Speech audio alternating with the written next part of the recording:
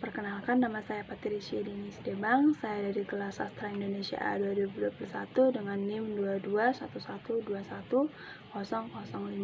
Pada video ini saya akan memenuhi tugas mata kuliah sastra bandingan, yaitu membandingkan dua jenis karya sastra. Yang pertama adalah karya sastra novel, sedangkan yang kedua adalah karya sastra bandingannya, yaitu berupa legenda.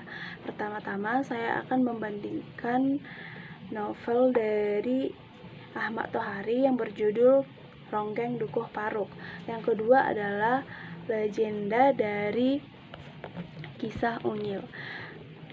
Dua jenis karya sastra ini akan saya jelaskan bagaimana sinopsis dan bagaimana cara saya membandingkannya. Langsung saja saya akan menjelaskan bagaimana perbandingan antara novel Ronggeng Dukuh Paruk karya Ahmad Tohari ini dengan legenda Kisah Unyil. Yang pertama, saya akan membacakan sedikit kutipan dari novel Ronggeng Dukuh Paruk, yaitu dalam Ronggeng Dukuh Paruk ini terdapat beberapa kutipan seperti 11 tahun yang lalu ketika Serintil masih bayi, Dukuh Paruk yang kecil basah kuyup tersiram hujan lebat.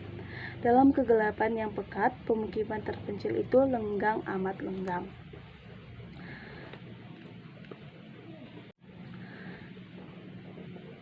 Berikut adalah kutipan yang ada pada novel Ronggeng Dukuh Paruk karya Ahmad Tohari.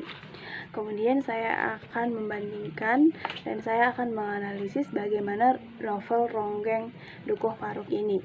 Ronggeng Dukuh Paruk ini diciptakan oleh Ahmad Tohari selaku penulis, yang dimana Ahmad Tohari ini lahir pada tanggal 13 Juni 1948 di Banyumas, Jawa Tengah.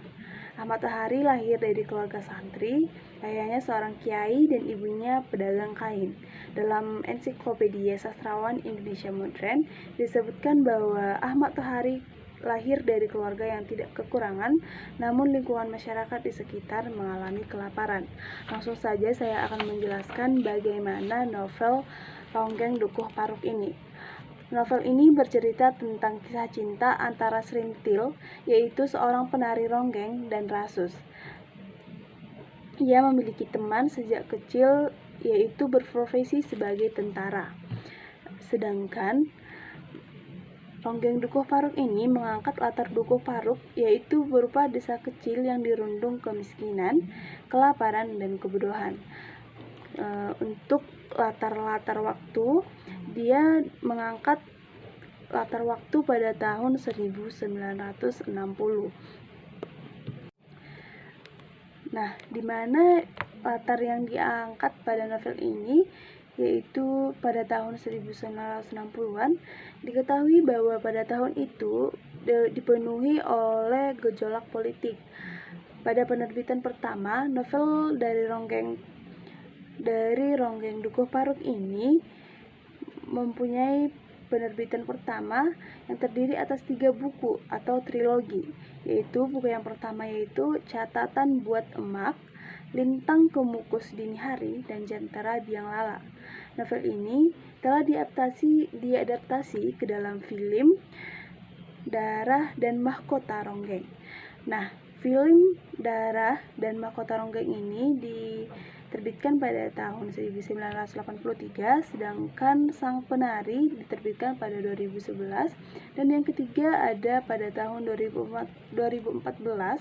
Ronggeng Dukuh Paruk diterbitkan dalam bentuk audio menggunakan suara Butet Kartarecasa. Nah, novel ini mengangkat kisah cinta antara Serintil dengan teman sejak kecilnya yang berprofesi sebagai tentara, yang dimana dia mengangkat kisah pada tahun 1960-an. Berarti pada novel ini dijelaskan bukan hanya sekedar cerita tentang Serintil, namun juga menjelaskan bagaimana gejolak politik pada tahun 1960 yang menjadikan novel ini cocok untuk dibaca para pemuda-pemudi di masa kini. Dijelaskan pada novel ini bahwa Latar waktu yang diangkat adalah tahun 1960 dan latar tempat yaitu dari Dukuh Paruk. Maka dalam cerita ini dijelaskan terlalu rumit untuk dibaca oleh kalangan-kalangan yang masih muda karena merupakan suatu cerita yang mengangkat gejolak politik, yang dimana gejolak politik yang diangkat yaitu adalah pada zaman dahulu tahun 1960-an. Namun ada menariknya juga karena dijelaskan bagaimana ada ronggeng dan rasus di Dukuh Paruk ini. Jadi anak-anak muda pada zaman ini juga diperkenalkan apa itu ronggeng, apa itu rasus, dan bagaimana suasana di Dukuh Paruk tersebut. Sehingga novel ini sangat laris dan juga difilmkan menjadi beberapa trilogi. Trilogi yang pertama itu tahun 1983, ada juga tahun 2011 dan 2014. Sehingga memang sangat diminati di kalangan remaja serta muda-mudi di masyarakat Indonesia. Langsung saja yang kedua adalah saya akan membandingkan dengan legenda Kisah Unyil, yaitu Kisah Unyil ini bukan sekedar kisah ideologis, dan legenda ini juga mengisahkan kehidupan sosial yang harmonis meski dihiasi banyak perbedaan.